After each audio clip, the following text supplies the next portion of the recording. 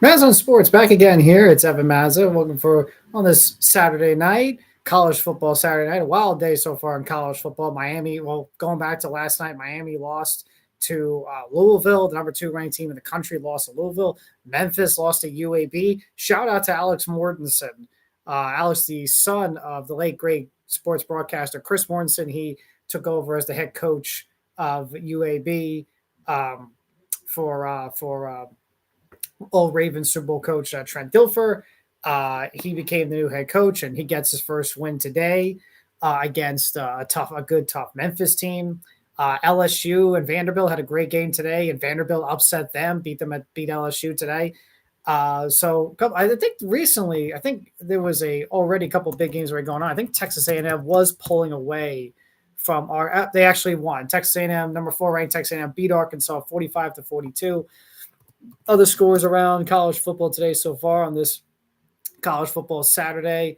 Auburn, Mississippi, Missouri is up on Auburn 10-7. Utah, BYU tied at 7. Cincinnati up on Oklahoma State 20-10. USC, Notre Dame. Notre Dame's up 14-13 over USC at the half.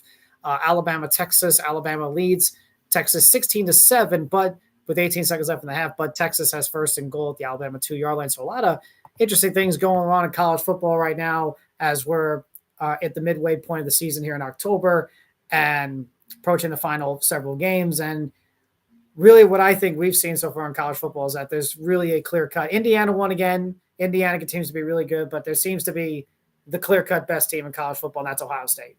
Ohio State they shut out Wisconsin today. They just seem to be the clear cut best team in all of college football right now. Ohio State. They just look to be the clear team, the clear best of the best of the best of the best right now in college football. But with college football comes also the NFL, Major League Baseball. So we have plenty to talk about here. We have to talk about the NLCS and what we saw last night from Shohei Ohtani, which was the stuff of legends. I mean, you kind of hate to over-exaggerate things, but it truly was. If you watched it, if you saw it, it truly was the stuff of legends. You know, the stuff that you only see once in a lifetime, once in a generation. It was unbelievable, the performance that Shohei Ohtani put on last night. We have to talk about the Thursday night football game with the Bengals and the Steelers. I'm repping my Joe Flacco Delaware jersey right now. Yes, I have a Joe Flacco Delaware jersey. I know I'm probably one of the few people that's not in the Delaware, Wilmington area that has a Joe Flacco Delaware jersey, or I'm sure some in Baltimore Ravens fans have a Joe Flacco Delaware jersey somewhere in there, but I'm repping it here. We talk about that game, the performance of Flacco and the Bengals and Aaron Rodgers too. What they call it, the icy bowl game, the icy hot game, the whatever game that you want to call it, with 2 40-year-old quarterbacks going at. But that was certainly one of the most fun games of the season. We'll preview NFL Week 7. I'll make my picks for Week 7 tomorrow and Monday night's games. So let's not talk about that. The San Francisco Giants looks like they might have a manager. A first. We might be seeing some history with the Giants and the San Francisco Giants in their new manager search. But with that being said, and we'll talk about the ALCS Game 6 tomorrow night with the Mariners up 3-2. We'll talk about the ALCS. But first, we gotta talk about Shohei Ohtani. I don't know if he's the greatest baseball, and the Dodgers. We'll talk about the Dodgers too. The Dodgers, bottom line, big picture. Once again, the best team in the National League is the Los Angeles Dodgers, and they really are the best team in all of baseball. It feels like it's not to take away anything from the Blue Jays if they're able to come back and win. It's not to take anything away from the Mariners if they can win the pennant tomorrow night or in a Game 7. It just feels like a fade. It just feels like the Dodgers are going to repeat. It just feels like this is their year, and it feels like they're going to repeat as champions. But then again, I also felt the same way about the Astros in 2021, and when they lost to Atlanta. I felt that way. Well, no, not 2021. I'm sorry, not 2021. It was 2019. I felt that way in 2019 about the Astros. 2021, I felt that they would lose because Atlanta just was playing great. But 2019, I felt that was the year. Like, man, the Astros are going to win this thing. Like, it just feels like they're going to win it again for the second time in 3 years. But then they ran into a red hot Nationals team. The Nationals just unexpectedly beat them. But so maybe, who knows? Maybe there's an upset with the Mariners and or Blue Jays similar to the 2019 Nationals. But it does feel like this is a better Dodger team than the Astros, back in 2019. This is a better Dodger team. This Dodger team is as good as we've seen from any Major League Baseball team over the past several years, since 2020, 2019, 2018, since those 90s, early 2000s Yankee teams. They're up there with them. And they've got 2 championships. And they're on their way to 4 more to back-to-back. What they were able to do in this series against a team in the Milwaukee Brewers and that had the best record in the National League, had good pitching, and just frankly they just didn't strike out. The Milwaukee Brewers just didn't strike out. That's a team that just didn't strike out all season long. And they were outmatched and outplayed all series. And this was a Brewers team that usually doesn't make fundamental baseball mistakes. They made a lot of fundamental mistakes throughout this series. And you can't make those mistakes against the Dodgers. The Dodgers will beat you. You make those mistakes, ask the Phillies. Ask the Phillies. You make those mistakes against the Dodgers, they will beat you. They will beat you because they're that good and they don't make those mistakes. The Brewers, who are usually a great fundamental sound baseball, and I thought this thing would go 7. I had the Dodgers winning this series in 7. I didn't think this would be a sweep. Heck, the Brewers beat the Dodgers plenty, beat them all 7 times. They met the Dodgers. They beat them all 7 times, and it didn't matter because it's the playoffs. And the Dodgers, when it's playoff time, they come to play. It's just what the Dodgers do. And the Dodgers faced a darn good Brewers team, and they just beat them handily. This series wasn't even close. It wasn't a contest. They dominated this series from game 1 to game 7 to game 4. Blake Snell was outstanding. Yamamoto was outstanding. Ohtani last night was outstanding. Glasnow was pretty good in game 3. But this is who the Dodgers are. They're just really, really, really good. And they really just dominated this series. And I think it surprised a lot of people. I think it surprised a lot of people how uptight Milwaukee was coming in and just the mistakes they made. The Dodgers just outplayed them in every facet. Offense, defense, pitching. And anytime the Brewers in any of these games showed a semblance of a rally, the Dodgers stopped it with good pitching. But that's just what they do. This is who they are. They are the best team in the National League and the best team in all of baseball. And they faced a team with the best record in all of the National League, and they beat them 1, 2, 3, 4. Sweep. It tells you everything, doesn't it? That it didn't matter who was the best in the National League, whether it was the Mets for the first 3 months of the season, whether it was Milwaukee or the Phillies. It didn't matter. You still had to beat the Dodgers. And the Mets missed the playoffs because they couldn't play better in the second half of the season. They couldn't pitch, couldn't score on scoring position, made some mistakes fundamentally. The Phillies made mistakes fundamentally and lost to them in 4. The Brewers got swept by them and made mistakes. You can't do that against the Dodgers because they'll win those games. They'll beat you. And what did Dave Roberts say? What did Dave Roberts say after the game was over? It was funny, but also, if you're a team of the rest of Major League Baseball, he's like, shut up, dude. What did he say? We're 4 wins away from ruining baseball, because they, I don't know if the Dodgers are ruining baseball, but all I'll just say is this: they're a really good. They are a really good team. They're just really good, and someone's got to beat them, right? Maybe it's the Mariners or the Blue Jays. Maybe the Mariners and Blue Jays are kind of like, hey, you know what? The Dodgers think they're better than everybody. Let's go out there and prove, and we could beat them.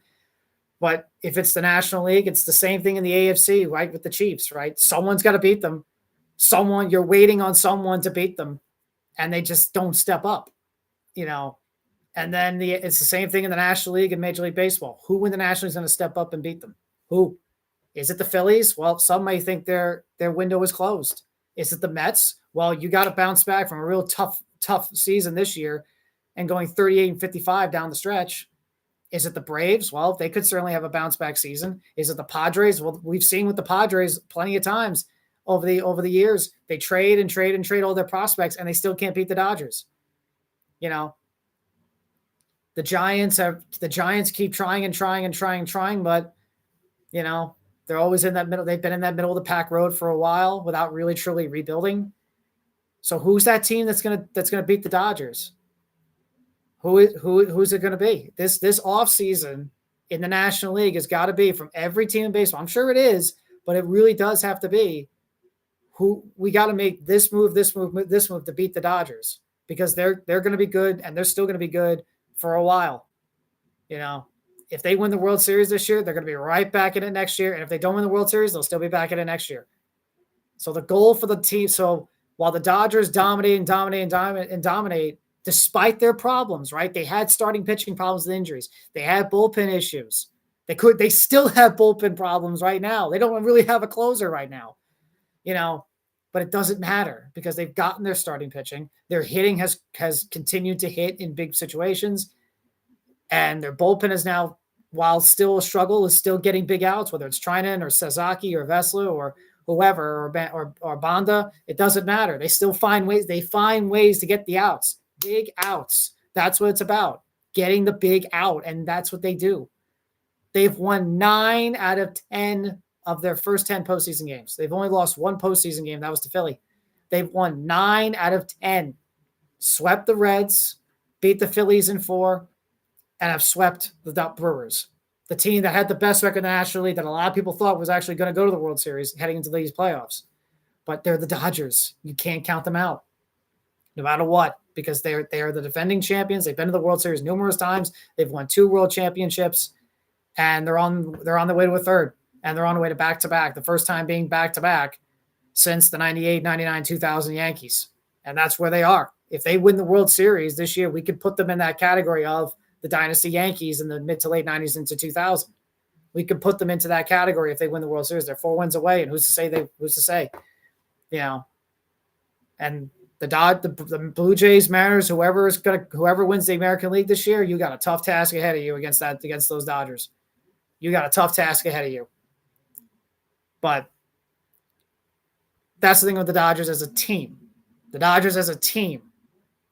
Let's talk about the individual that got them there last night. Shohei Ohtani, in my opinion, put up the greatest postseason performance by any athlete ever. Baseball, football, hockey, basketball, soccer, the Olympics, Olympic sport, tennis, individual sports like tennis and golf, and race cars, motorsports driving, motorsports, horse racing. In any big game, any big environment, any big postseason atmosphere thing, like whatever you want to call it, it was, to me, my opinion, the greatest performance, single game postseason performance by any athlete ever. And I'm someone who has seen Shohei Ohtani and said he shouldn't pitch because he's had too many injuries. It feels like his body can't really take being a pitcher and a hitter. And look, I can understand, that's incredibly hard to do. We've seen him with injuries. He was just coming off an injury last year that prevented him from pitching. He really didn't look that great as a pitcher all throughout the regular season when he came back as a pitcher. But his performance in the playoffs as pitching has been pretty solid. He gave up those 3 runs in Philadelphia, but after that, he was pretty good. After that, he was fine. Kept the Dodgers in the game, and they came back and won. And then last night, 6 shutout innings, 10 strikeouts. And that's just the pitcher part of it. Because with the bat, he hit 3 home runs. 3 home runs. One of them, the second one, I think, went out of Dodger Stadium. We think it did. So he went in a playoff game, in a playoff clinching game, by the way. He goes 6 shutout innings against a great Brewers lineup, 10 strikeouts, double digits, and then he hits 3 home runs. 3. The greatest postseason performance by any athlete ever. I don't know if he's the greatest baseball player of all time, like many think, or the most talented. Maybe he's the most talented. Surely, is he the greatest? I don't know. I'll let the rest of his career play out to make that opinion. But it is going to be a long time before we see someone like him again in this game. It's going to be a long time. That is unbelievable. And what he does is unbelievable. And he's going to win MVP again. He won NLCS MVP. I mean, it's interesting how I was listening to the TBS broadcasting team, and they were calling his game last night kind of a coronation for him. I mean, he already won a World Series last year. Granted, he was hurt going into that World Series, or during that World Series, he was hurt. And he's won a World Series. He's won multiple MVPs for 2 different leagues. He's one of only a few players in Major League Baseball to ever do that. Frank Robinson's the other one with the Orioles and the Cincinnati Reds. He stands in a class of his own in that way, as a guy who's won MVP in 2 different leagues, both the American and National League. But what he has been able to do this season, I mean, last night, if you want to say it's a coronation, I guess that you could say was a bit of a coronation for him. He is the best. And when you look at the hitters, I know, look, when you look at the hitters in all of baseball, all the great hitters in baseball, as great as Aaron Judge is, he's amazing. As great as Juan Soto is, and he's amazing. And as great as Bobby Witt Jr. is, he's amazing. As great as Kyle Riley is, he's been amazing this year. So Ohtani's on a level of his own. It's Ohtani on his own level, and then you have the others. That's the level count. That's the levels. It's Ohtani in the level of his own, and everybody. And then there's the next tier, the other great tier players. Freddie Freeman. And the others like Freddie Freeman, Mookie Betts, etc. His teammates, but Fernando Tatis, Ronald Acuna, Bryce Harper, so on and so forth. Those, they're like at the other tier. They're at the other level. But Ohtani's in a level of his own. And he has earned that because he's been that good especially when he's healthy for a while now. And last night, we've seen great players have great postseason games, and we've seen great athletes have terrific playoff games. We may never see one like that ever again. We may never see one like that ever again for any athlete in any sport. Any athlete in any sport, doesn't matter. Whether it's Major League Baseball, NFL, NBA, WNBA, men's and women's soccer, motorsports driving, horse racing, tennis, golf, hockey. You may never see that ever again. And if you do, it's going to be a long time. And if it is done, it'll be by Shohei Ohtani again. I mean, if it is done again, it's going to be by Shohei Ohtani, because he's the only one who could do that. 10 strikeouts, 3 home runs, put the Dodgers in the World Series. You couldn't ask for anything better than that. And if you're a Dodgers fan, you got that guy for a long time. Enjoy him while you have him. You have him for a long time. As long as he's on that roster, they're going to be World Series contenders, or at least playoff contenders, every single season. As long as he stays healthy too, because he has his injuries. He does. He has his injuries. He just has to stay healthy.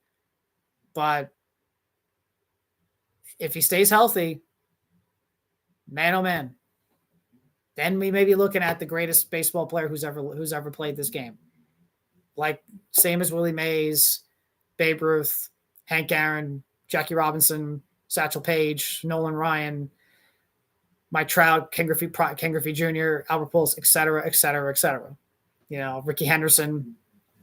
You can Barry Bonds. You can call him up there with those guys if he continues to do that. But it's just insane. It's just amazing, though.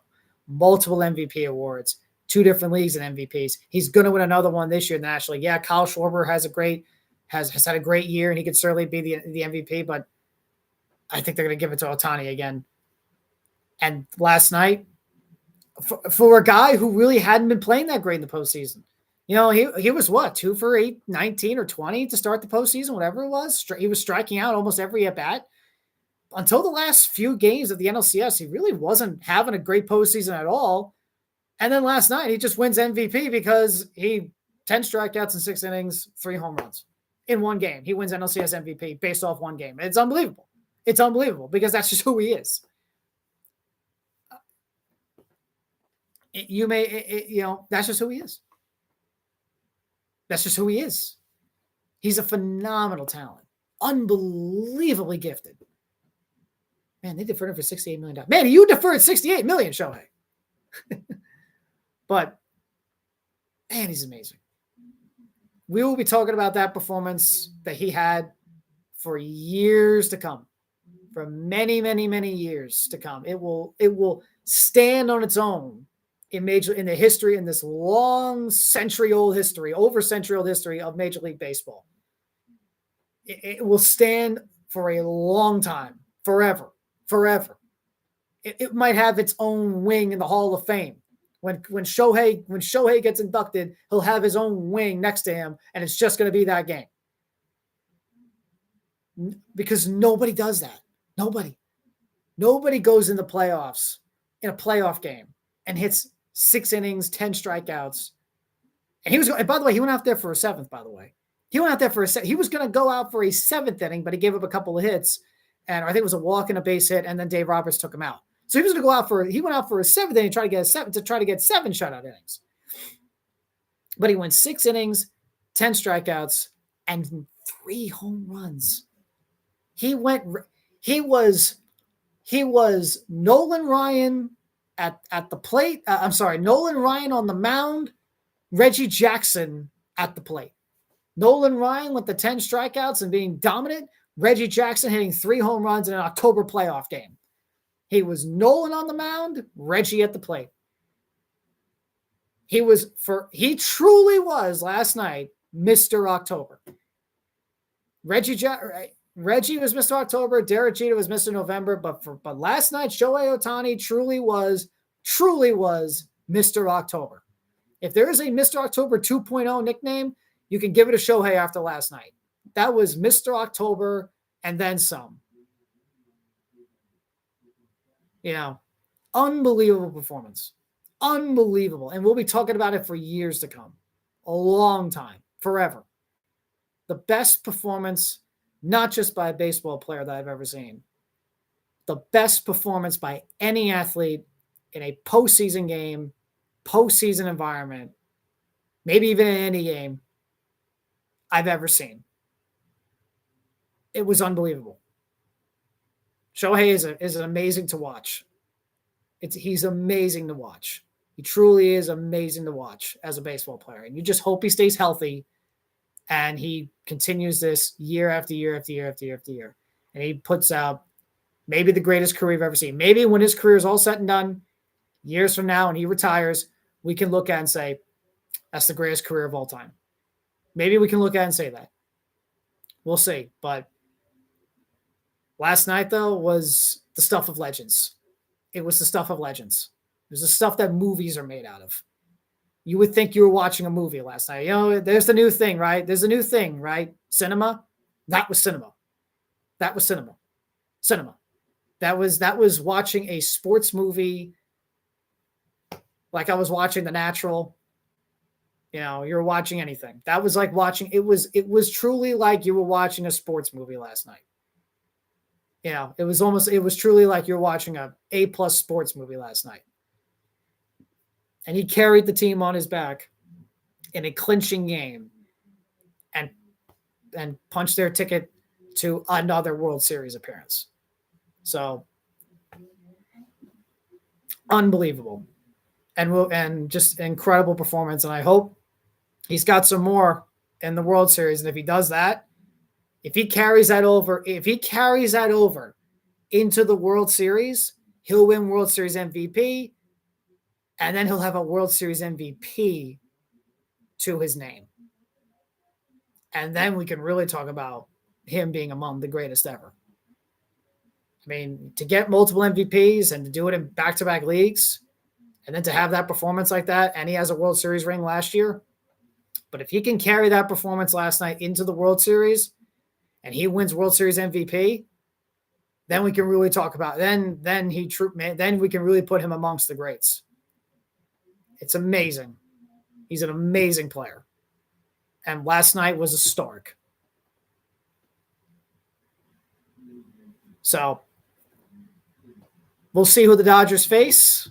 We'll see if it's going to be the Mariners or the Blue Jays. We'll talk about the Mariners-Blue Jays matchup in a little bit. We'll kind of recap and talk about that series going on and last night. And we'll talk about Game 6 tomorrow, but in a little bit. But that will be after our the NFL picks that I make for Week 7 tomorrow. Just want to talk about the Dodgers and Shohei because whoever faces the Dodgers, whether it's the Blue Jays or the Mariners, bring your A game. You got to bring your A game, man. You got to play great baseball every single pitch, every single inning if you want to beat these guys. If you want to pull off the upset and beat these guys, if you want to pull off the upset and beat these guys, then you got to bring your A game, man. That's the only way to beat them. So the Dodgers are NL champions again, and Shohei Ohtani put up the greatest playoff performance I've ever seen, maybe we'll ever see, by any athlete ever in any sport. On to Thursday Night Football. So that was fun. That was a fun game between two 40-year-old quarterbacks.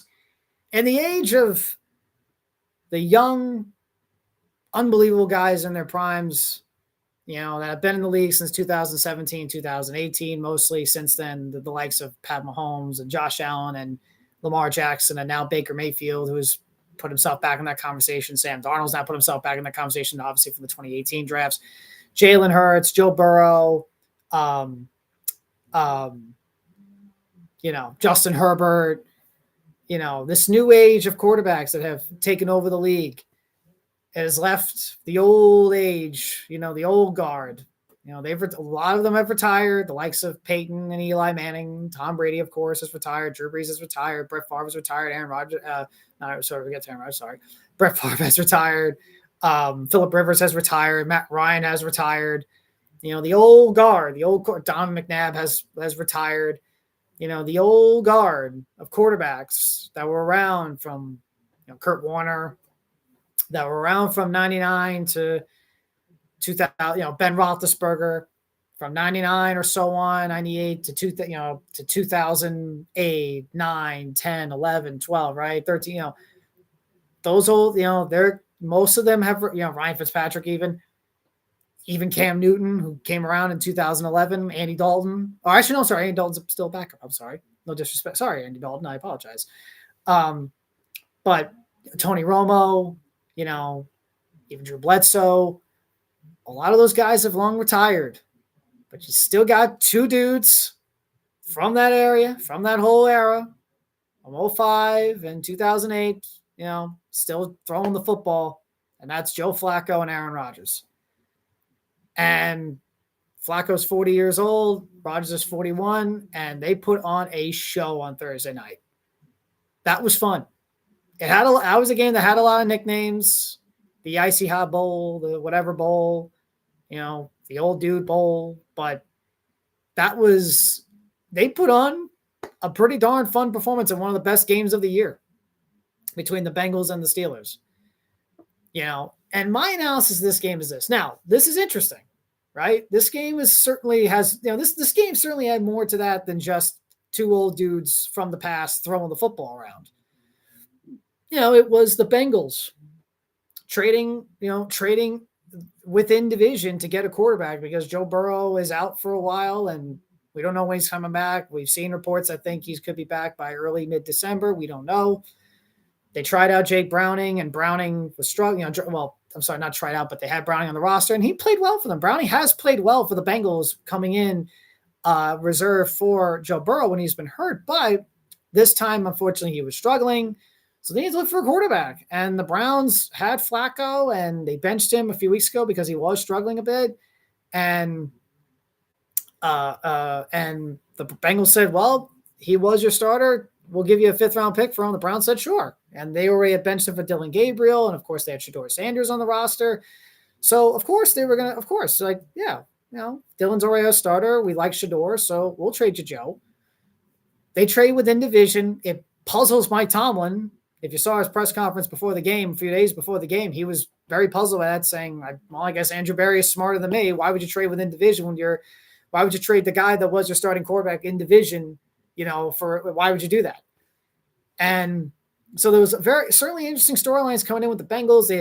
They were coming off a tough loss over the Green Bay Packers and Flacco's debut. They didn't look great. Obviously, it's understandable. They wouldn't look particularly great to start off because Flacco just got there. He goes traded there on Tuesday, first practice on Wednesday. They go on the road Saturday to Green Bay. So again, they started off in Green Bay. They started off, slow and not clicking and, obviously you would think you would expect that. But towards the end of the first half, you did start to see them maybe starting to gel a bit. Then in the second half, they really clicked. And, they played pretty well, and their offense, they came up short in the end in the loss, but they came up short in the game. But the second half, the offense picked it up. They played well, but you were still going to go 3 days, that's it, or really 2 or 3 days or so of practice before you're on a short week, because you're on a short week against a good Steeler team. A Steeler team, mind you, coming off a bye week, they have plenty of days off. They're well rested. So they're coming into this game, they're favored. They're well rested. They're coming off a bye. They're well rested, so not exactly an ideal situation for the Steelers with Flacco. I mean, for the Bengals with Flacco, who only played for 9 days, or was only been on the team for 9 or so days, barely a full week of practice, barely a week of preparation. When you think about it, when he first got there to then the short week. And now they got to face a Steeler team that is fully rested, off a bye, and no Trey Hendrickson for the Bengals. He's out of this game. Didn't really seem like it could, didn't really add up to a game that could be a Bengals win. But because of Flacco and the offense, they continued. They actually didn't start off initially. The first 2 drives, they struggled a bit, but they picked it up, and their offense looked really good. And Flacco just Chase, Higgins, Chase, Higgins. It was the same play. God, it was the Steelers got beat by the same routes, slant routes and out routes. That was it.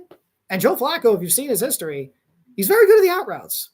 Go watch him with Derek Mason for all those years, for those first 3 years when he was a Raven. Him and Derek Mason were the masters of the out route. He would go to Derek Mason every time to get a first down. But their offense really picked up, and they ran the ball well for the first time ever all season. It was amazing to watch. Chase Brown had 100 yards and only 11 or so carries. Only 11 or so carries, he had 100 yards. And so they start moving the football. They're down 10-0 right off the bat. They move the football. They get a touchdown. Rodgers throws deep when I think he had a receiver open on a slant route, but he throws deep for Metcalf. He gets picked off. Bengals take that for a touchdown. So first Flacco throws a touchdown to Jamar Chase to make it 10-7. Then he throws off the interception. He throws a touchdown to T. Higgins off a slant route. He catches it, goes all the way. Great throw, great anticipation, right by the 2 linebackers. Higgins takes all the way for a touchdown. And just like that, the Bengals have their first lead with Flacco as their quarterback. They didn't have a lead in Green Bay. And just like that, after being down 10-0, they have a lead for their first lead with Flacco as their quarterback. And then the Bengals defense makes another big play off Aaron Rodgers. Rodgers had already thrown a touchdown to Jonnu Smith. They then kicked the field goal, of course. But now they're down 14-10. It's before the half. The Bengals get the ball to start the half. And Rodgers is throwing well. He's doing great. He's looking like it. Rodgers has played really good this year. Rodgers has played very good this year. And I was listening to Colin Cowherd yesterday. I agree.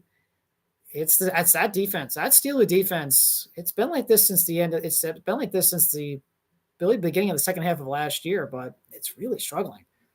And Rodgers is playing great. You have to give it to him. He's playing great.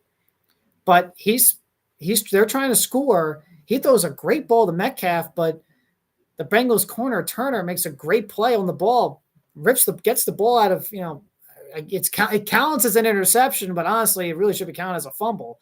He takes the ball away from Metcalf to create an interception. Again, should be a fumble. So the Bengals get the ball back and the half. They go down the field, get in a field goal range. McPherson kicks a field goal. Before you know it, they're up 17-10 at the half. A team that was down 10-0 against their division opponents, a 4-1 Steeler team that was leading the division and favored in this game as road opponent, as a road team. And they're up, so they score 17 unanswered points, up 17-10. They then get a field goal to extend the lead to 20-10. And then Rodgers on 3rd and 18 throws a touchdown pass to Pat Freiermuth to make it 20-17. And then the Bengals come right back and get a touchdown of their own to make it on a Flacco pass to Noah Fant. Noah Fant, who's the tight end for this game because Mike Gesicki was out with an injury. Like I said, also Hendrickson was out also with an injury as well. But then the Steelers come right back down the field, touchdown to one of their big tight ends, another one. The second tight end, I forget his name, Washington, I think. He's the big tall one, 6'7". He's a really good player. Then the Bengals, they definitely needed to get a touchdown on this drive. They were able to get a field goal, but they really need a touchdown on this drive. They really need a touchdown on the drive. But then the Steelers score on a 3rd and 18. 3rd and 18. Rodgers throws the pass to Pat Freiermuth for a touchdown. Oh, sorry, 2nd and 20. I apologize. So the Bengals defense, while they made two great plays, allowed a 2nd and 20 touchdown or a 3rd and 18 touchdown to the tight end, Pat Freiermuth, and a 2nd and 20 touchdown to the tight end, Pat Freiermuth.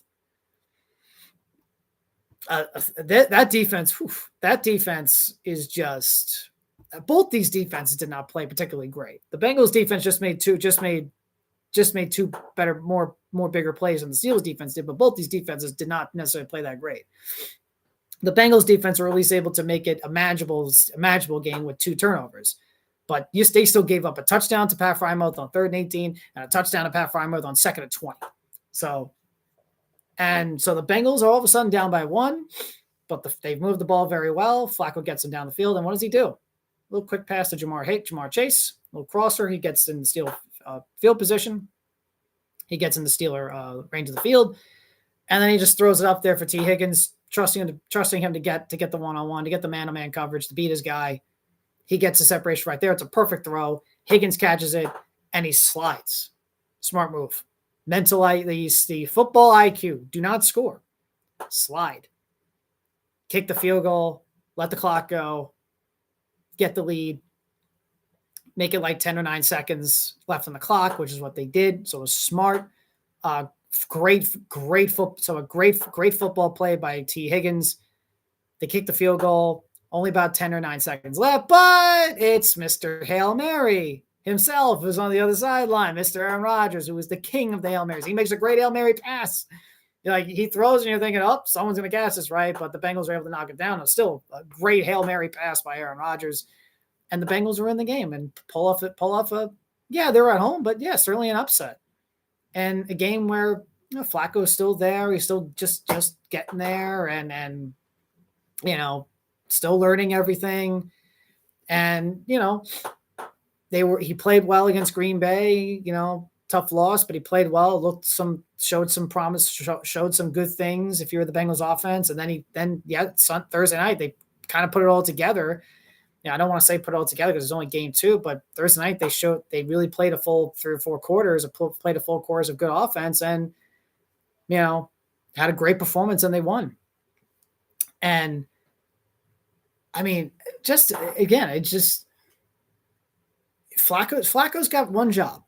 Look, Flacco and the Bengals, Flacco's got one job as their quarterback. He's got one job. Find number 1 and find number 5. And I think he knows that. I was listening to him during the post-game press conference, the post-game show on Thursday night on Amazon that was him and Jamar. And he's just like, he was talking about after the Packer game, he was talking to his family, his mom, his dad, his brothers. And he was like, they were kind of like thinking about like, wow, we got these two, like, wow, these two amazing receivers, like, wow, they were all they were all amazed, like, wow, these two guys are incredible. You can throw these guys the football, and Flacco's like, kind of, wow, I got these two guys, I got these two amazing receivers, right? Like, and it's something that, as a longtime Ravens fan, he's never really had.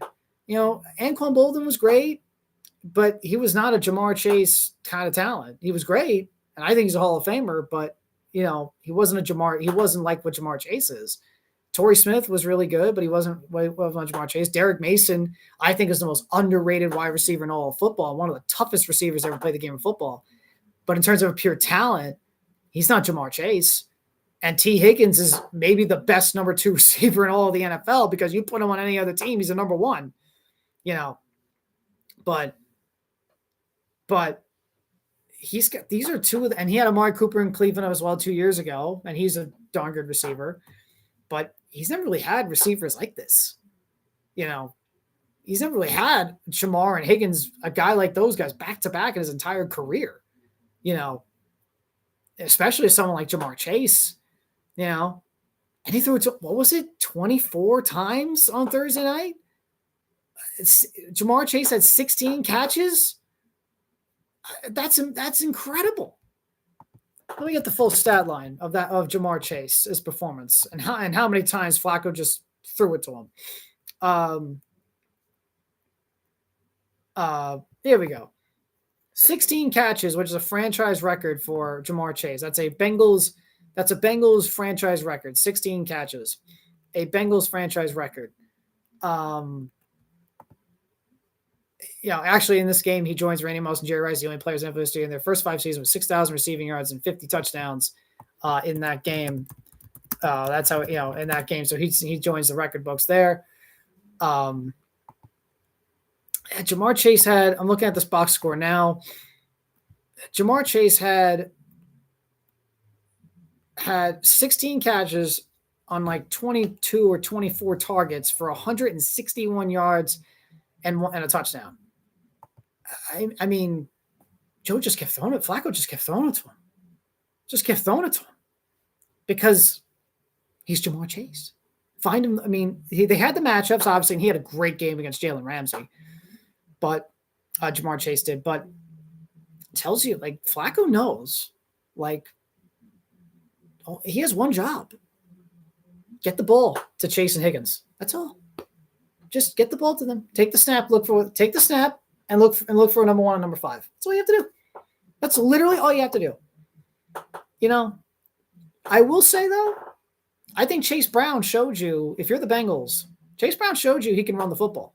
Like, the Bengals really shouldn't be like the worst rushing team in football. They should be able to run the ball with someone like Chase Brown. So Zach Taylor, got to run the football more, because I did see that in the second half. Saw a little bit in the second half that they kind of got away from the running game. You're going to need to run the football. If you want to stay in the playoff picture until Joe Burrow gets back, you're going to have to run the football. And look, that's your only way. The Bengals are only going to win unless their offense scores points. Because their defense, that defense can't get after anybody. They can't get after the quarterback. Unless they have Trey Hendrickson on there, they can't get after the quarterback. They had no sacks on Aaron Rodgers. None. I mean, the Steelers defense didn't do anything at all against Flacco and the Bengals offense, but they at least sacked him twice. The Bengals had no defense whatsoever, no sacks whatsoever on him, I should say. No sacks at all on Aaron Rodgers. None. Rodgers had pretty much a clean pocket. There was only maybe a couple of times he was under pressure, but that was it. He had a clean pocket for the majority of the game. But that's what the Bengals are going to be able to – if the Bengals are going to win some games, if the Bengals are going to try to win and stay in the playoff picture, a wide open AFC, by the way, a wide open AFC playoff picture. Wide open AFC playoff picture. If they're going to stay in this thing, you're going to have to score points. So you're going to have to. So Flacco is going to have to continue to play the way he's playing and not turn the ball over. But the Bengals are also. So he has to continue. So continue to play the way he's playing. Find 1 and 5, and Mike Gesicki when he does come back, if he does, I think he's got a pec injury. So Noah Fant's so you're gonna have to find Noah Fant. But also they're gonna have to run the football. They're gonna have to run the ball. So, but and a really good performance. But overall, Thursday night, a great performance from Flacco. 342 yards, 47 passing attempts, 3 touchdown passes, and put up one of the best performances, maybe I guess, I don't know if it was career, but certainly one of the most memorable performances in the regular season, I should say, of his career. It's a game that I think a lot of people will be talking about for a bit, so definitely one of the best regular season performances I think he's ever had, and that's saying a lot considering he's been in the league for almost 20 years. And he was great against the Steelers again. And it's, I tweeted this out. It's pretty incredible. Pretty remarkable. Like the first 2 or 3 years of his career, struggled against Pittsburgh. He really struggled against the Steelers throughout his first 2 or 3 years. It wasn't until 2011 where he started to pick it up against Pittsburgh, started to beat them. There was a week 1 game against Pittsburgh where he played really well in that one. They won that game 35-7. And then, of course, he had that big one at Pittsburgh, Sunday Night Football, and he drove down the field 92 yards, game-winning touchdown pass to Torrey Smith to win that game. So it wasn't until, he did have the game winner to Hushmanzada in 2010, but it was 2011 where he really started to turn it around against Pittsburgh. And ever since then, he's overall played well against them. After those first couple of years, since 2011, he's played pretty well against the Steelers since. So those, for those first 2 or 3 years, he's played very well against the Steelers since. So overall, really well. So it's pretty remarkable. I think he is. I think he tied Tom. He had a record. He tied Tom Brady for something against the Steelers yesterday. I think it was either the amount of wins by a quarterback against the Steelers or a touchdown pass. I think it was amount of wins against the Steelers. I think he tied Brady for the amount of wins against Pittsburgh. He did beat them last year too. He did beat them last year. He didn't start the game, but he had to come in relief for Anthony Richardson right in the first quarter for Anthony Richardson. So he played the majority of that game, and he beat the Steelers there through 2 touchdown passes there. So he's now beaten the Steelers 2 years in a row. So yeah, it's technically he's beaten them 2 years in a row. It didn't officially count last year, but once again he played well against Steelers just like he did last year. And again, we'll find out. Again, it's only been 1 game, 2 games if you want to say because of he played well against Green Bay. It's only been 2 games, but we'll see. So I don't want to say, the Bengals are, Flacco's going to turn their season around. At the end of the day, he's still a 40-year-old quarterback. It's a tough ask to at least keep the team in the playoff picture until Joe Burrow is ready to come back. It's still a tough ask.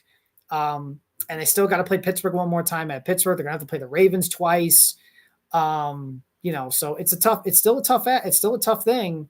They'll face the Jets next week. For the Bengals, you got to play like you can't have that be a letdown game, right? You could see that being it's at home, but you can't let that be a letdown game, against the Jets. And then after that, before their bye week and before they play Pittsburgh again, you got a good Bears team coming to town. So we'll see how this thing goes. We'll see how it goes for the Flacco and the Bengals, but at least for Thursday night, that was a really good performance from the Bengals and from Flacco. That was a very good performance from their offense. As for the Steelers, Rodgers is really good. He's still playing at a high level. He played overall well for the Jets last year, but he's still playing at a high level. He's still one of the best quarterbacks in all of football. Again, this was just a great game between 2 quarterbacks having a great game. But Rodgers is still playing great. They can run the football. They got 2 good tight ends. They got Metcalf. It's that defense, man. It's that defense. That defense has been bad, and it's just so weird to see because we've always grown accustomed to great Steelers defense. I've said it before. Teams like the Steelers and the Ravens and the Bucks and the Bears, and these are teams that identity is built on defense. If you're going to play a football season with these teams, you got to have a good defense. And it's so odd and weird to see both the Steelers and the Ravens, or I should say the Ravens and the Steelers, have not particularly good defenses. They usually have great defenses, and neither of them have good defenses this year. So it's very weird to see that.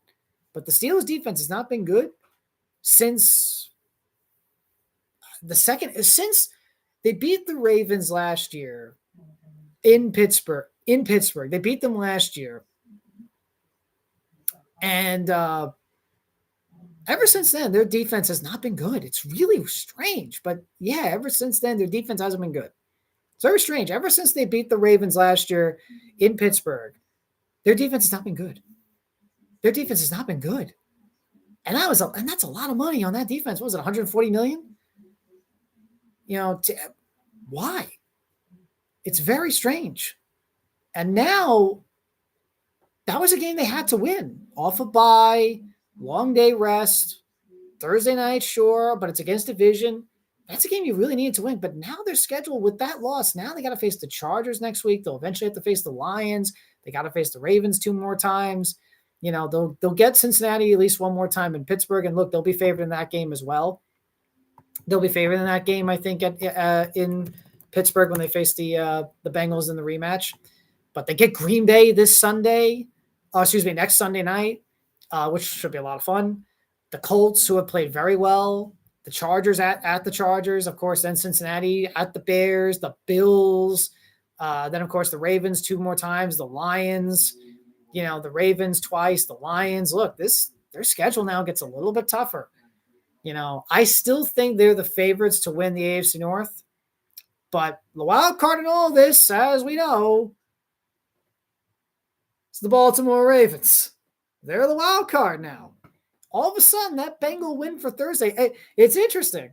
The Bengal win on Thursday, Joe Flacco helped out the Bengals, but he also helped out the Ravens because now if the Ravens can get going and get a few wins starting next Sunday against the Bears, they can, and with Pittsburgh's tough schedule and the fact that, and with Pittsburgh's tough schedule coming up, all of a sudden, if the Ravens can win, they can get back in the division race. But again, a lot of things have to fall their way still. But that was a good thing for the Ravens on Thursday. Cincinnati actually won that game. So Flacco helped out both the Bengals and the Ravens, his old team. But Pittsburgh, they got to figure this out on defense. I still think they're the favorites to win the division right now. But they got to figure out this defense. They really do. That secondary continues to be a struggle for them. They struggle in the passing game. If TJ Watt and Hayward are not, and Alonzo Highsmith are not getting after the quarterback, especially TJ Watt, that secondary is not. That secondary can't stop the pass. And they got guys like Jalen Ramsey in the backfield. So they got to get better at this. And the last thing the Steelers need is another finish like last year, where they kind of make the playoffs, but they slump in. And then they're 1 and done, and then they lose in the first round. They still win enough games to make the playoffs, but they slump towards the end, and then they lose in the first round. That's the last thing they need, and that's the last thing Mike Tomlin needs. So they got to figure this thing out. They got to figure this defense out because they got a good enough offense. Rodgers is playing really well. They got a good enough offense.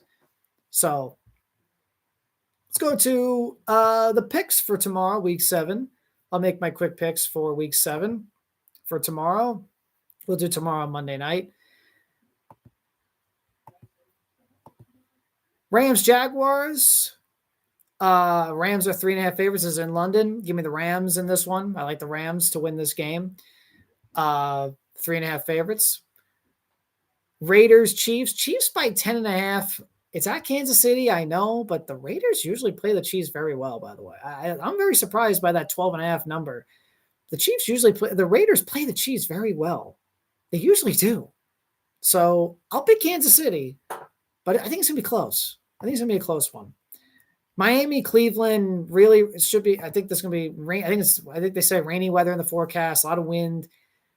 Browns have a great defense, so I think the Browns win that game in a low-scoring game. They'll do just enough on offense to win, but I think the Browns defense will carry the weight here to give them their second win of the season. Patriots, Titans, give me the Patriots all the way. At Tennessee, give me the Patriots in that one. I'm still not the biggest buyer in New England, but that was an impressive win a few weeks ago against Buffalo. At Buffalo, they opened up a lot of eyes there. I know they had a lot of expectations coming in. I'm still not a big buyer in the Patriots, but I think they get the win at New England here, at Tennessee here. Carolina and the Jets.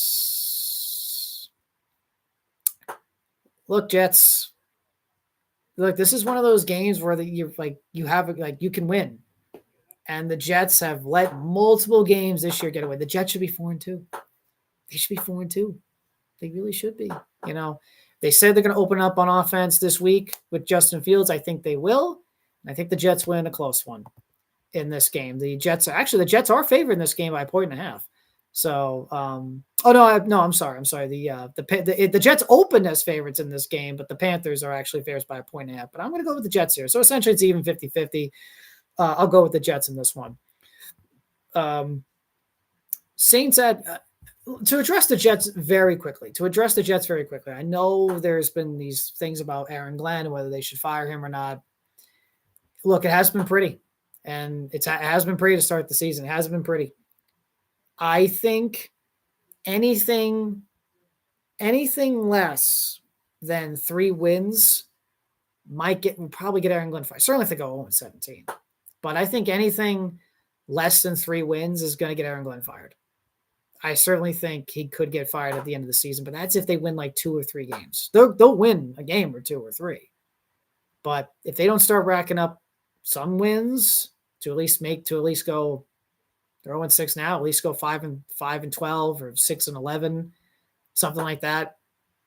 Yeah, if they finish the season like 1-8, 1-16 or something like that, 2-4, 2-15, 3-14, whatever, and it's like that bad, yeah, I could see Aaron Glenn get fired. But I think that's the thing. I think anything less than that, he's going to be back. So if they win, even if they win 4 games or 5 games, whatever, if they can just get 5 or 6, I think he'll be back next year. Because I do like Aaron Glenn. I do think he means well. I do think he really wants to build this team and try to build a winner as much as he can.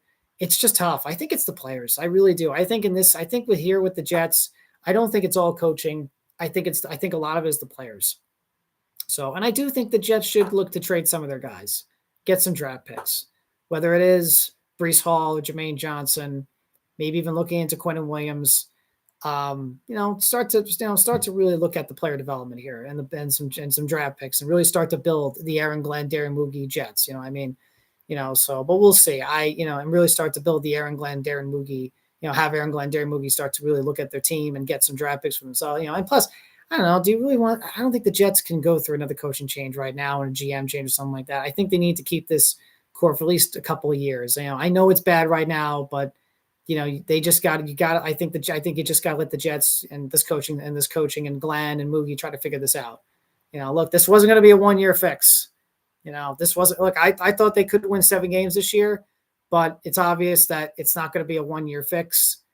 And they're going to have to, it's going to, and I don't think, it's been 14 consecutive years in the playoffs.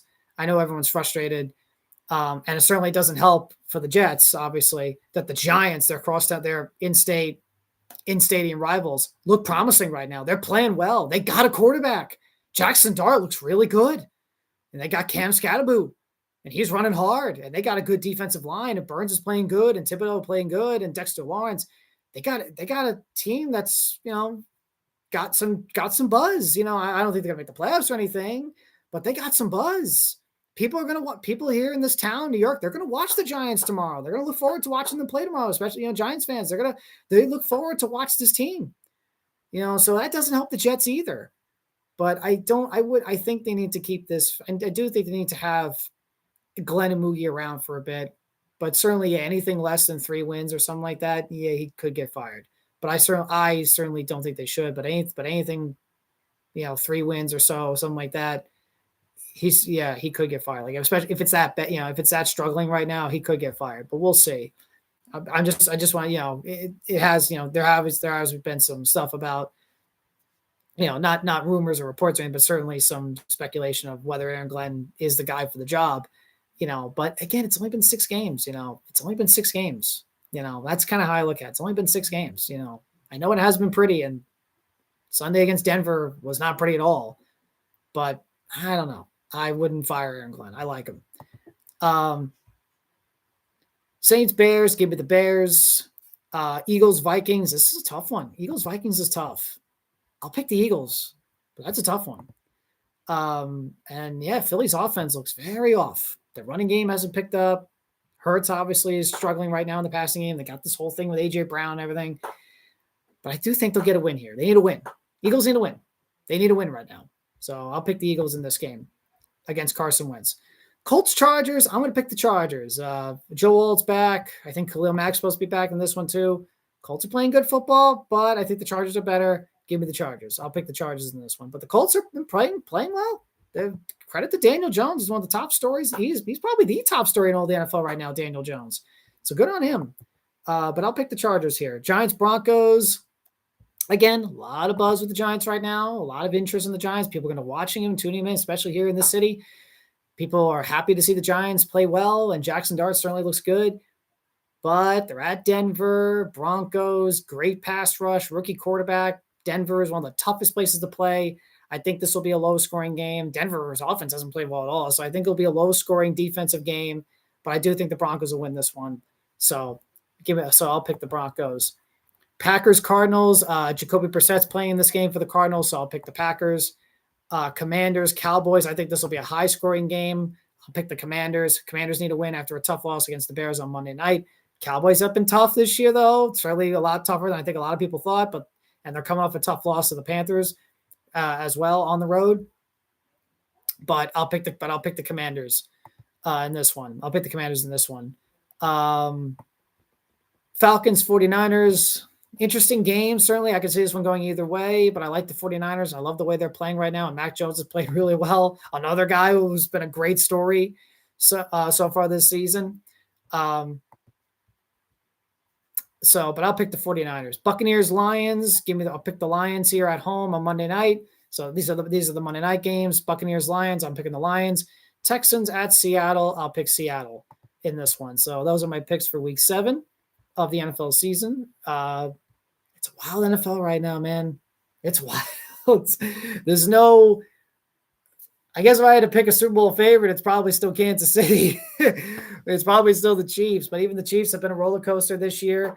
The Lions are still there right there. I still think the Eagles are there.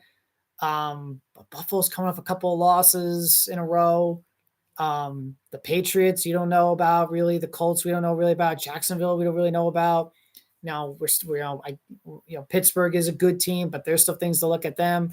We're waiting on the Ravens to turn their season around, I think. Houston's really struggled this season. I mentioned the Eagles and the Lions already. Are the Chargers for real? Are the Broncos for real? The NFL, can the Commanders rekindle? Can the Commanders regroup themselves and get that magic from last year back that got them all the way to the NFC Championship game? Or is Atlanta for real? Is Tampa? Can Tampa still? Does Tampa have enough to take the next step from a good playoff team to a Super Bowl contender? Can they take the NFL is wide open this year. It's not just the AFC, the NFL, the NFC too. The NFL is wide open this year. It's a very wild NFL right now. So so it's going to, when we get to the November, December, especially in December, it's going to be interesting to see where the NFL is, but the NFL is wide open. The NFL is wild this year. There's really no clear Super Bowl favorite right now. I think for me, I would still say the Chiefs, but they have been up and down this year. So, AEW WrestleDream. Talked wrestling. We talked a little wrestling on the last show. AEW WrestleDream. It is currently going on right now, so let me get a little update on that. Next Saturday, of course, is NXT's show. We'll talk more about wrestling in a second around WWE. But currently the Tony Storm Chris Statlander match is going on. But the previous winners, I think Chris Statlander wins that match. But just a couple of results. Kyle Fletcher is still the TNT champion. This is from the main show. They had their pre-show stuff. Oh, look at that. The Hurt Syndicate actually won. No surprise. They lost on Wednesday night on Dynamite, so I figured they would get their win back. So they won tonight. Bobby, MVP, and Shelton. Love Shelton Benjamin. Jurassic Express, Luchasaurus and Jungle Boy won their match tonight. I think Jamie Hayter won the match. She won the battle. Jamie Hayter won during the pre-show. These are some of the pre-show results. Jamie Hayter won. FTR won, and Willow and Cameron and Harley Cameron won. Tony Storm and Statlander, like I said, currently going on pay-per-view right now on AEW WrestleDream, so their match is going on. I think Chris Statlander retains, but I think Statlander retains. We still have Mercedes versus her mystery opponent, the winner of this match. The Mercedes, it's interesting. So it's a open challenge match, but the challenger also has to be a champion, so they have to put their belt on the line, which would mean if Mercedes wins, she would hold 11 championships. I think she's going to win that match, and so it's for the TBS championship and the challengers championship. I think Mercedes wins that one, and she would be an 11-time champion. And a quick note on Mercedes, Mercedes Moné is now the longest reigning TBS champion in the history of AEW in that TBS title. So congratulations to her. That's pretty cool. Brodito versus the Don Callis family of Kazuchika Okada and Takeshita for the tag team championships, the world tag team championships. I think Bandito and Brody King win that match. Paige and Joe, singles match for the AEW World Championship. I think Paige wins that match. Samoa Joe recently came out and said, amongst this retirement stuff going on, right? John Cena's retiring soon. He's retiring pretty soon. AJ Styles has already announced that 2026 will be his last year. Even Shinsuke Nakamura has come out and said that, he's looking at retiring soon. But Samoa Joe said recently in an interview, that this when his contract expires at AEW, that's it. He's retired. So again, I don't know how long his contract remains in AEW, how long the contract is in AEW right now, but that's another big retirement in the world of professional wrestling with Samoa Joe. But he said when his contract's up in AEW, he's retired. I would like to see Samoa Joe win the AEW World Championship, but I think Paige wins this match tonight.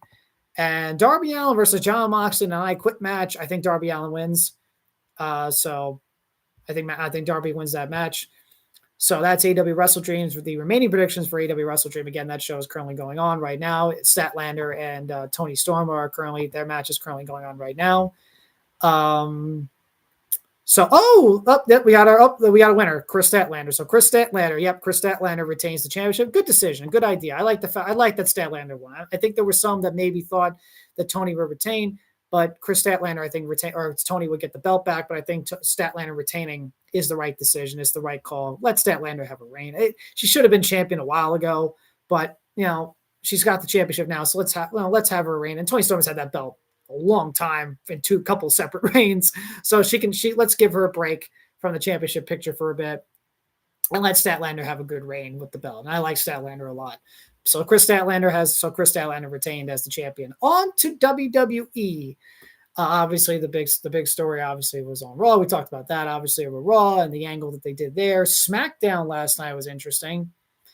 So Jacob Fatu was supposed to wrestle Drew McIntyre for the number one contendership for Cody Rhodes' WWE title, but he's got an injury. They said it was a dentist. They said something with his teeth, so he's going to be out for a bit. So he was taking on the match. Cody and McIntyre had an impromptu match, which ended in a disqualification thanks to Cody Rhodes hitting McIntyre with the belt. So it looks like we're heading towards a Cody versus McIntyre championship match at Saturday Night's Main Event. Or I think it's at Saturday Night's Main Event.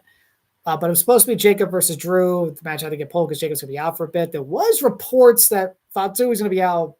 I think it was from Dave Meltzer, Wrestling Observer, that Fatu was going to be out in 2026. But then PW Insider came out yesterday and said, no, he should be back pretty soon. So that's good.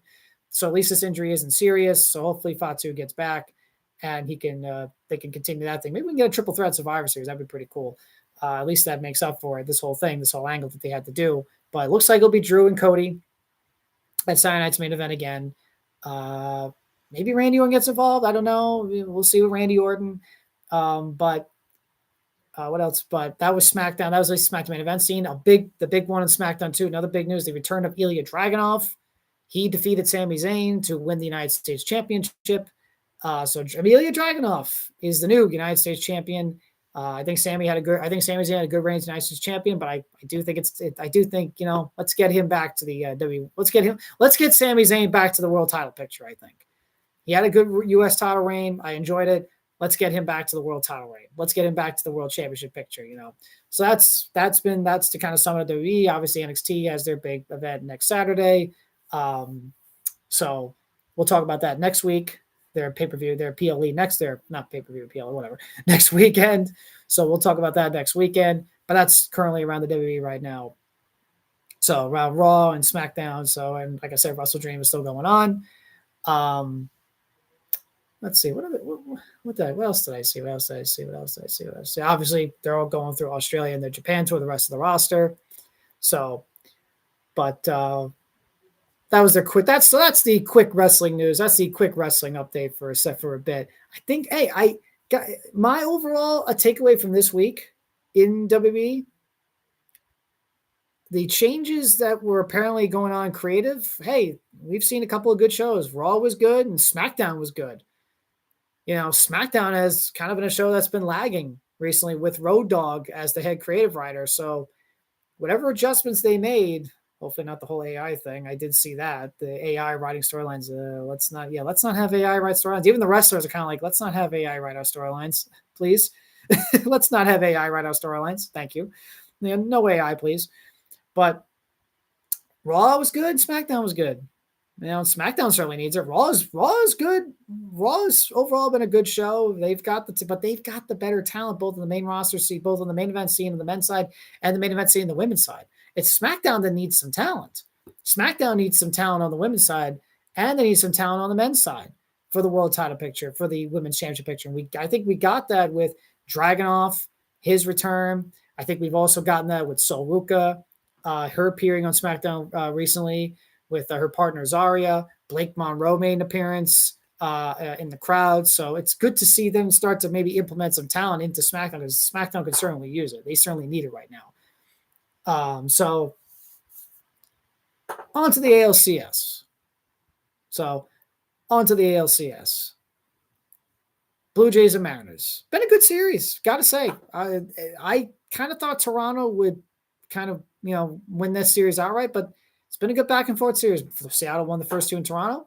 Toronto came back and won the next two to even the series. And yesterday, pivotal game five, big game five. Eugenio Suarez, whose heroics unfortunately go to the side because Shohei Ohtani had maybe the greatest postseason performance we've ever seen by any athlete ever. But he was a great hero last night as well. He hits a grand slam that pretty much wins the game for the Mariners in the bottom of the eighth. And here we are. Mariners, Blue Jays. They're the remaining series right now going on in baseball, but the Dodgers already have clinched their series and they're on to the World Series. So the winner of the Blue Jays Mariners series will move on to face the Dodgers in the World Series and to see who can beat them. And tomorrow night, game 6 back in Toronto, 8:03 p.m. Sunday night, head-to-head with the Sunday Night Football game on NBC. Let's look at the pitcher matchup. Do we have a pitcher matchup so far for this game? Probably I want to say Gosman's going for the Blue Jays in this game, right? Is Gosman going for, I want to say, or is it, I want to say Gosman's going for the Blue Jays in this game. Oh, no, it's Yesavage. So it's Logan Gilbert for the Mariners against Trey Yesavage of the Blue Jays tomorrow night in game 6. And then, of course, game 7, but that's for game 7 if we get there. So it's a must win for the Blue Jays. This game 6 tomorrow night, I know this is weird, but it's certainly a must win for the Blue Jays. Not just because of the whole, gotta go to the World Series thing, right? It's not just because, force a game 7.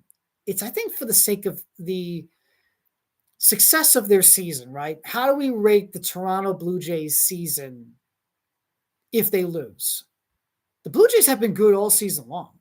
They turned it on around, or I shouldn't say all season. It was around May or June where they really turned it on, and they beat the Yankees and so forth, and they beat the Yankees again in the playoffs, and they won the AL East for the first time in 10 years. I think if they lose game 6, if they lose tomorrow night, I think their season will be looked at as a bit of a disappointment, because we've been kind of waiting for the Blue Jays for the last couple of years to really become this kind of team, right? We've been waiting for them to really live up to the hype. Like, we entered this season, Blue Jays not really showing what we were going to get. And when Vladdy signed, we were kind of like, why would he resign there? Like, he doesn't know how the Blue Jays will be. And then they got off to a bit of a tough start in April and early May, but then they turned it on and became this really good team. And they won 95 or so games, and they won the division, and they started playing up to their potential, really. So, and then they beat the Yankees in the division series, and they were all up in arms about that. And they came into this series as pretty decent favorites against the Mariners team that, they really should beat. Well, here they are game 6, facing elimination at home tomorrow night. Kind of reminds me a bit of the, for me, it reminds me of the 2006 Mets. A team that was so good all year long, won 97 games, won the division, beat out the Braves, for the division, who had won 14 or 15 consecutive division championships in a row. And then they ran into a Cardinal team that they were definitely better than, that they should have beaten.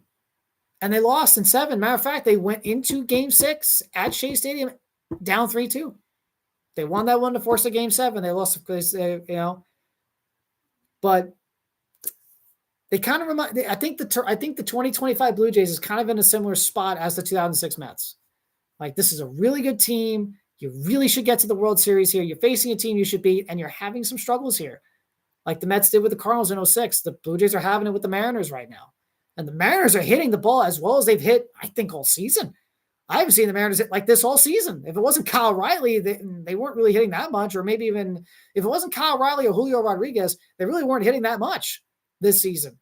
Even Eugenio Suarez really struggled when he got back there in a trade, but they're hitting the ball as good as they had all season against the Blue Jays pitching. The Blues have had really good starting pitching all season long, but now their season comes down to Trey Savage, a rookie, facing Logan Gilbert. So I'm going to pick the Blue Jays in this game. I think, Logan Gilbert. I'm going to pick the Blue Jays tomorrow night. I think the Blue Jays, they're too good. I think they're too good to lose in game 6 tomorrow night. They're too good. This is a good team.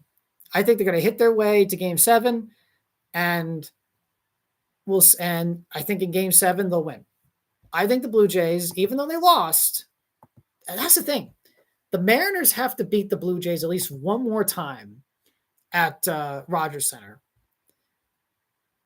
They have to beat them one more time, and they've won 2 games there, but it's hard to win at Rodgers Center. The Blue Jays have made that stadium their place, and I think the Blue Jays are going to be motivated to make sure the Mariners don't beat them again at Rodgers Center. The Blue Jays, I think we're a little shook. I think the Blue Jays were a little shocked.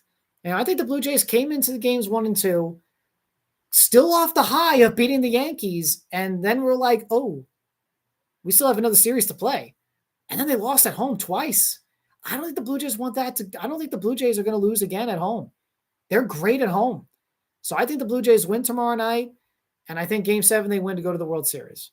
So that's my prediction for tomorrow night and the ALCS. But this has been a really good, fun series. The Mariners-Dodgers. It's been a very good, fun series. The Mariners have already been a part of 2 of the best series all postseason. The Tiger series was great. The series of the Blue Jays has been a lot of fun. So let's see what this series has for tomorrow night, and if there's a game 7, which I think would be on Monday. Let me just double check that. Game 7 would be, yes, Monday night. It'd be Monday night. They would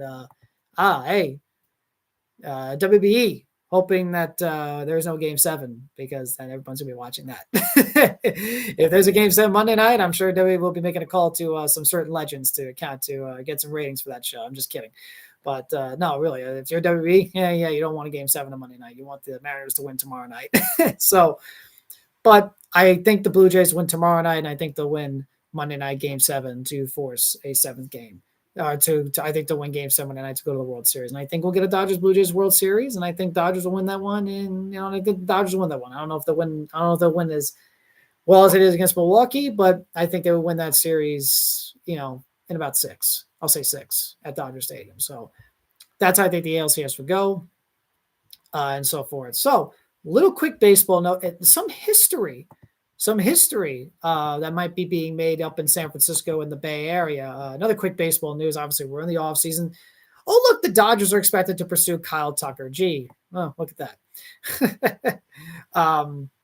There's also the Tarek Skubal reports going on. I don't know if you've seen in Detroit. Apparently, the Tigers are over $250 million a par with Skubal. He's a free agent after next season. They're looking to extend him, obviously. But he would be the top pitcher. If the Pirates are not trading Paul Skeens, Skubal's the top pitcher on the market. And if you're the Mets, go get you saw your pitching troubles this year. So, obviously the Mets would obviously, if you're the Mets, you would think about the Mets as a team that would make a trade for Skubal. But I feel like if you're the Tigers, man, you got to get that deal done. You got to get that extension done. You want to contend for years. You don't want to go back to being the team you were just a few years ago before AJ Hinch and those guys came in.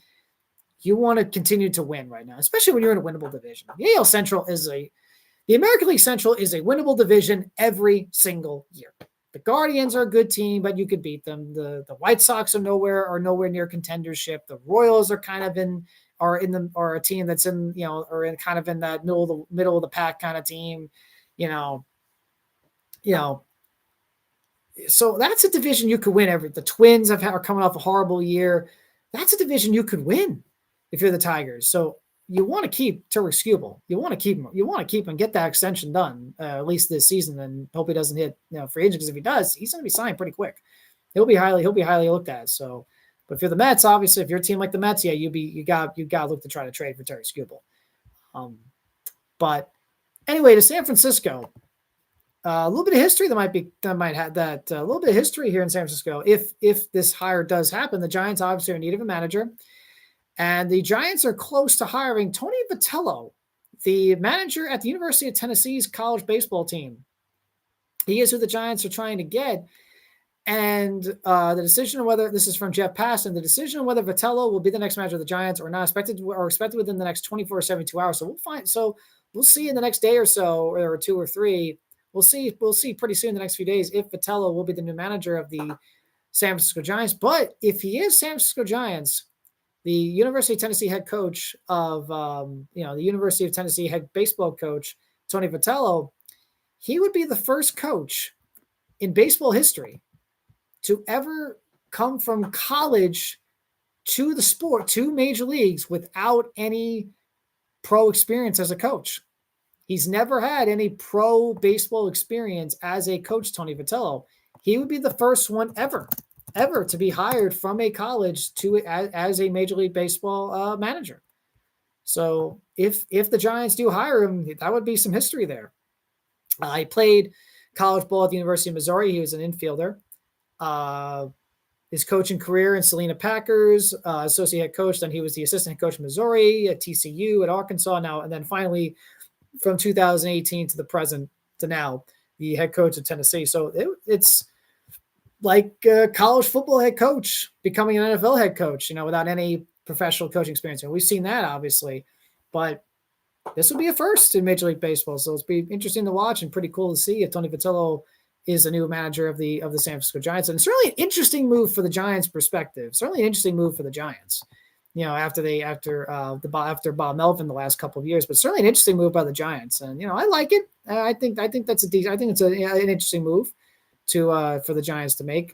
The Brewers are expected to trade Freddie Peralta. He'll be another big pitcher out there on the open market. And again, that's the Brewers. They can't pay these guys, so they got to look to trade them or they lose them in free agency, right? So again, and I'm sure the Brewers will still be good next year because that's just, they just they'll let a guy go in free agency, trade a guy, and then they'll find another guy in the minors. And of course, hey, Freddie Peralta gets traded, in comes Jacob Mizorowski. So now Mizorowski needs a lot of work, obviously, with his control, but he certainly has a lot of potential and they like him a lot. So, again, that's just the Brewers. They trade a guy, let a guy go, and they still find another guy within their system because they're just very good at scouting and development.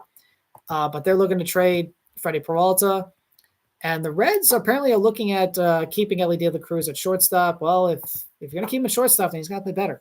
He's got to play a lot better at shortstop than he has in his career. Very talented player, though, Ellie De La Cruz, and very, very, very, very talented player. But that'll about do it today for MazzaOnSports. Thank you guys very much for tuning in. I appreciate it very much. Have yourselves a great day. Just a quick AEW WrestleDream. Any quick updates on AEW WrestleDream? Let's just take a look. Let's just take a quick look. Okay. So, Mercedes' opponent is Mina Shirakawa. So that's her opponent. Mina Shirakawa is Mercedes' opponent, and obviously she's the Ring of Honor women's. She's the interim Ring of Honor Women's World TV Champion. So Mina Shirakawa is her opponent, currently wrestling Mercedes Moné for their respective championships. I think Mercedes wins that one. But again, thank you guys so much for tuning in, listening. This has been MazzaOnSports with Evan Mazza. I appreciate you all guys so much. Thank you guys very much. Have yourselves a great weekend. Give this video a like, share, and subscribe if you like it. Have yourselves a great day. Have yourself a great weekend. Have yourself a great NFL Week 7. Enjoy AEW WrestleDream. Enjoy Game 6 and maybe Game 7 of the playoffs. And we'll see you guys next Monday. We'll see you Monday night. Talk about Monday Night Football. We'll talk about the Game 6 of the ALCS. And if we do have a World Series preview, we'll preview the World Series there.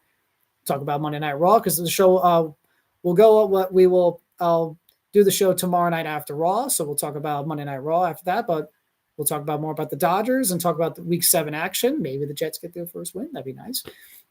And so talk about the Ravens coming off their bye week and their preparations for their big game against the Bears. So that'll be all for next Monday night. That'll be what we talk about next Monday night. Thank you guys so much for tuning in, listening. Have yourselves a great weekend. We'll see you Monday.